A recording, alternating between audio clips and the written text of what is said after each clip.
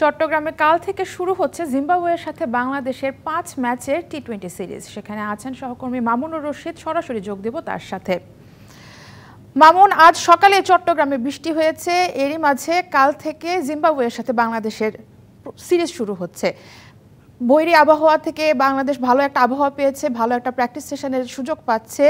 বাংলাদেশের ফোকাসের জায়গাটা কোথায় থাকবে?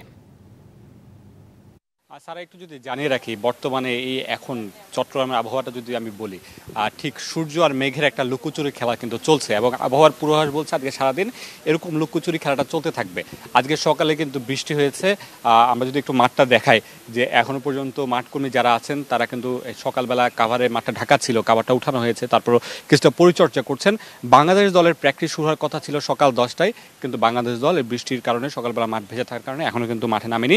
তারা একটু আগে 2 মিনিট আগে স্টেডিয়ামে এসে পৌঁছেছেন। হয়তোবা খুব শীঘ্রই আমরা দেখছি যে কাভারগুলো সরানো হচ্ছে বা যেই তাদের নেট সেশনগুলো আছে, নেটের যে জায়গাগুলো সেগুলো ক্লিয়ার করা হচ্ছে।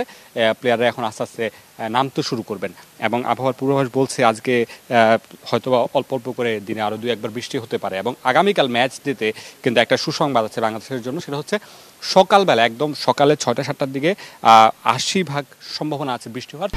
1, 2, 3 ঢাকায় জমি জিতে নিন 100% ক্যাশব্যাক সহ 20 কোটি টাকার পুরস্কার। তবে ম্যাচের যে সময়টা বিকালবেলা, মানে 6টা থেকে যেই ম্যাচ শুরু হবে বাংলাদেশের, সেই সময়টাতে আসলে বৃষ্টির পূর্বাভাস পাওয়া যায়নি আবহাওয়া অধিদপ্তর থেকে বা আবহাওয়ার যে ফোরকাস্ট আছে সেখান থেকে। তো যেটা বলছিলাম যে এমন আবহাওয়া হয়তোবা একটা আইডিয়াল আবহাওয়া হতে পারে, এই যে প্রচণ্ড গরম দাবদাহ পড়ছে, সেইখান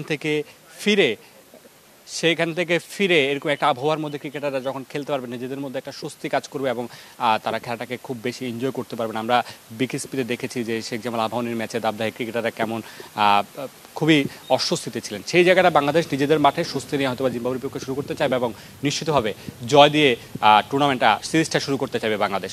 সারা, মামুন, ধন্যবাদ আপনাকে।